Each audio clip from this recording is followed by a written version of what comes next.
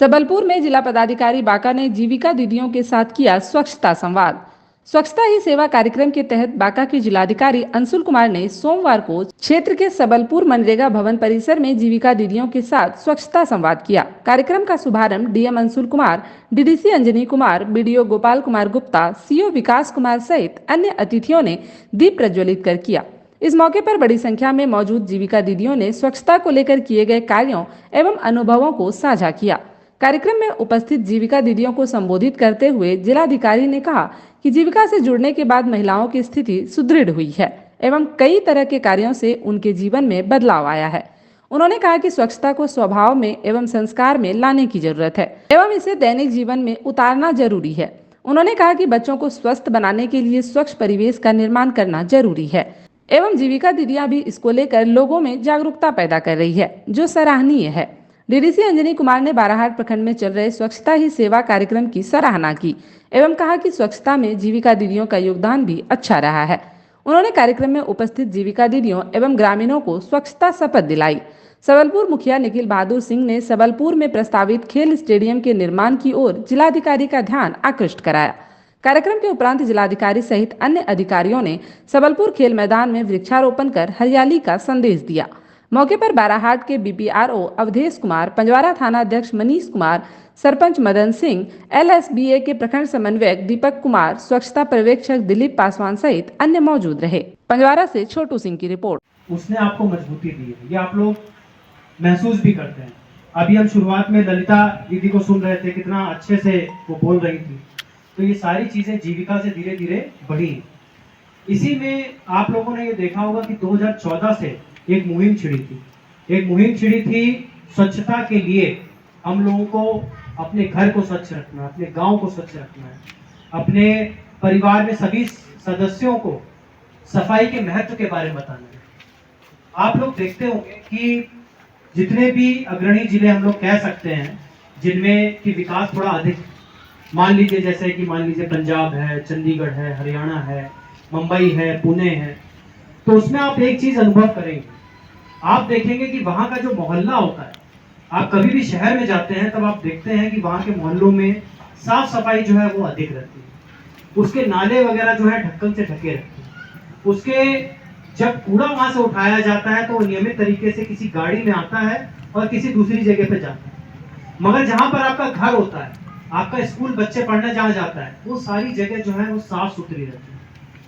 और इसी का कारण ये होता है कि जब पास में गंदगी नहीं होती है तो आपके बच्चों का विकास जो है वो और बेहतर होता चला जाता है।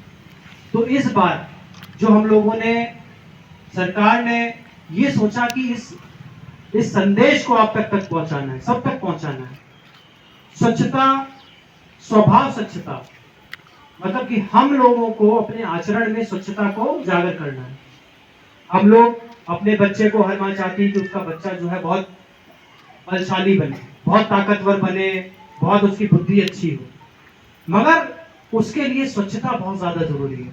हम लोग ये सोचते हैं कि 4 रोटी खिला देंगे, 5 रोटी खिला देंगे तो ताकत आ जाएगा। नहीं, बच्चे की एक बार तबीयत जब खराब होती है, कभी उसको डायरिया लग जाता है, कभी उसका पेट खराब हो जाता है, कभी गंदा पानी है उसको पी लिया उसने, उससे खराबी हो सकती है। अब वो गंदा पानी आता कहां से है? वहीं पर पता चलेगा 500 मीटर दूर पर कहीं पे कचरा है, उसी में से जो कचरे से वो जमीन के अंदर जाता है और वो जो आपके घर के पास चापाकल आता है वहीं से निकलता है।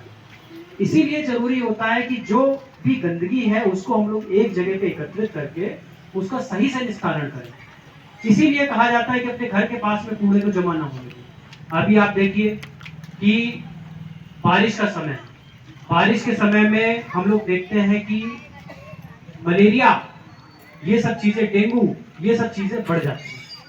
तो इससे हम लोगों को बचाव करना है। तो हम लोगों को ये देखना है कि आपके घर के पास में कहीं कोई अगर पानी का ऐसा जगह दिखता है जहां पर मच्छर पनप सकता है तो उसको रोकना है। कहने की बात यह है कि वही मच्छर जब आपके बच्चे को काटेगा, आपके परिवार में काटेगा, तो आप समझिए कि काटेगा तो उसकी तबीयत खराब होगी। लोग सुनते हैं कि जब भी पटना में भी बात उठती है तो इनका नाम सबसे कर्मठ जिलाधिकारी के रूप में होता है। श्री अंशुल कुमार जी आज हमारे बीच उपस्थित हैं। हमारे डीडीसी साहब, हमारे सीओ साहब, हमारे बीडीओ साहब और जीविका के माध्यम से जो यहाँ मौजूद हैं सभी दीदियों का हम इस पंचायत की ओर से हार्दिक अभिनंदन करते हैं, स्वागत करते हैं कि आप लोगों ने यहाँ आकर पंचायत का मनोबल भी बढ़ाया है और हौसला भी बढ़ाया है। आप ही हैं तभी हमारा हौसला है। स्वच्छता आपके जागरूकता अभियान का सबसे पहला कदम है और स्वच्छता के नाते हम लोग लगातार प्रयास कर रहे हैं कि पंचायत को स्वच्छ किया जाए। पंचायत में जो दिक्कतें आ रही हैं उसको हम लोग सॉल्व करते हुए हम लोग माननीय जिलाधिकारी महोदय के निर्देश पर काम कर रहे हैं। आदरणीय डीडीसी साहब लगातार हम लोगों को वो संपर्क में रहते हैं और हमेशा दिशा निर्देश देते हैं। अभी सर ने कहा है कि हमारा जो है बंद था, लेकिन सर हम बता दें कि बंद नहीं था सर, उसमें ताला लगा हुआ है, काम हो रहा है सर, काम होते रहता है। और हमारे जिलाधिकारी महोदय से विनम्र निवेदन है पूरे पंचायत की ओर से कि सर आपका ध्यान स्टेडियम की तरफ था, आपने यहाँ स्टेडियम का निर्माण की स्वीकृति भी दी है, उसके लिए पूरा पंचायत आपका ऋणी है सर। और हम चाहेंगे कि इस स्टेडियम में जिस तरह से आपकी चेष्टा है सर, निश्चित रूप से हम लोगों को एक स्टेडियम की यहाँ बहुत जरूरत है और आपके दिशा निर्देश में ये काम हो भी रहा है। लेकिन हम पूरा प्रयास करेंगे सर कि ये स्टेडियम आपके नेतृत्व में बनकर तैयार हो, हम लोगों का मार्गदर्शन आपको मिलता रहे और आपका जो भी मार्गदर्शन इस पंचायत को प्राप्त होगा हम लोग मजबूती के साथ करेंगे सर। इसी विश्वास और उम्मीद के साथ आपका स्वागत और अभिनंदन।